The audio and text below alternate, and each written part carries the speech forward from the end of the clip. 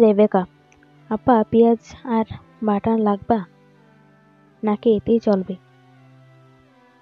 রেবেকার ডাকে ভ্রম কাটে আমি।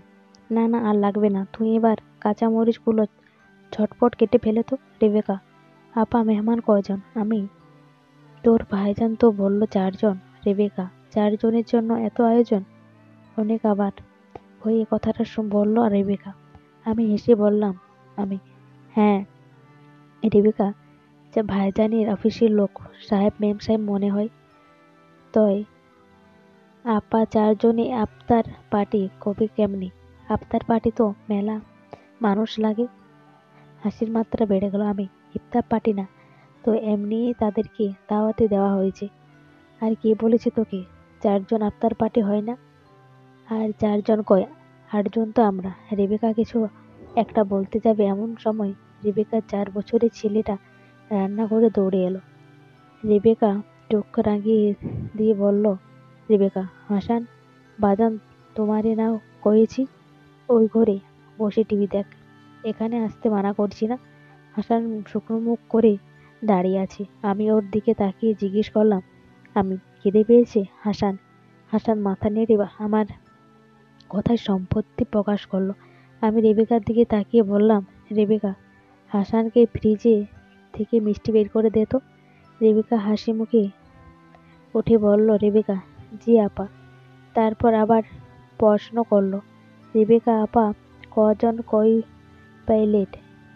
আমি, তুই আমি আর তোর ভাইজান হাসান আর মেহমানরা 8 জনে তো আফতার পার্টি হয় নাকি? আমার কথায় রেবেকা খানিকটা লজ্জা পেয়ে উত্তর দিল, রেবেকা, জি আপনাদের আমাদের স্বামী স্ত্রীর সম্পর্ক। আমি মনোযোগ দিয়ে চপগুলো তেলে। কিছুক্ষণ পর রেবেকা রান্নাঘরে প্রবেশ করলো। রেবেকা, আপা মেহমান কখন আসবে? আমি, আফতারের আগেই চলে আসবে। রেবেকা, ভাইজানের কয় গেছে? আমি, বলল তো বাজারেই যাচ্ছি, কি যেন নাকি জরুরি কেনাকাটা বাকি আছে। এই নাহিদটার বাজি খরচের স্বভাব আছে। বিয়ের পর থেকে দেখছি এত কিছু আয়োজন করলাম, তারপরেও সে গেছে আরো কেনাকাটা করতে। এত বললাম যে তারিতে এত খাবার কে খায়? পারবে না, নষ্ট হবে। কে শোনে কার কথা? বলল নষ্ট হবে না, খাবার থেকে গেলে সেগুলো খাওয়ার মানুষের অভাব থাকে না। এই মানুষটা কখন কি যে বলে বুঝতে পারি না, তবে মানুষটাকে আমার খুব ভালো মনে হয়। আমি এখনো কল্পনাও করিনি আমার মতো নিম্ন মধ্যবিত্ত ঘরের মেয়ের কপালে এইরকম কেউ একজন আছেন। কি নেই নাহিদের মধ্যে?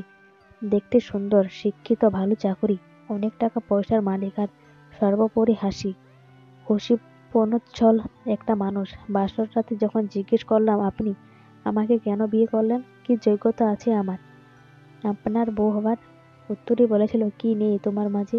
আমি মাথা নিচু করে বলেছিলাম, আমি গরিব পরিবারের মেয়ে, বাবা গ্রামের একটা স্কুলের শিক্ষকতা করছিলেন, এখন অবসরেও চলে গেছেন। কত কষ্ট করে আমার বড় বোন দুটোকেই বড় করে বিয়ে দিলেন, আমাকেও দিলেন। ছোট ভাইটার ভবিষ্যৎ এখনো অনেক বাকি। বলার মতো কি আছে আমার নাহিদ? বলার মতো একটা পরিবার আছে তোমার। তোমার বাবা একজন খুবই ভালো মানুষ, তার মত লোকের সান্নিধ্য পাওয়ার ভাগ্যের বিষয়। আর তোমাকে আমার প্রথম দেখাতেই খুব ভালো লেগে গেছিল, একটা মায়া কাজ করেছিল। আমি তোমাকে ছেড়ে আসতে পারিনি, তাই ওই দিন বিয়ে করে কথা পাকাপোক্তা করি তবে বাড়ি ফিরেছিলাম। রহস্যময়ী স্বামী আমার।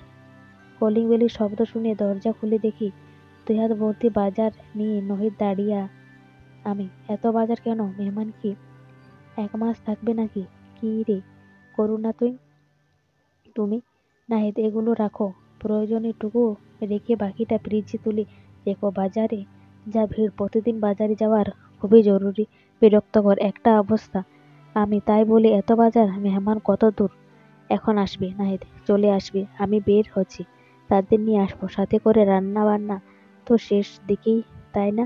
আমি, হ্যাঁ। নাহিদ, আচ্ছা আমি বের হলাম। রেবেকা, আপা অনেক নামি দামি মেহমান আসবে, ভাইজানের অফিসের বসেরা হয়তো এত আয়োজন তো বড় লোকের মেহমানের জন্যই করে।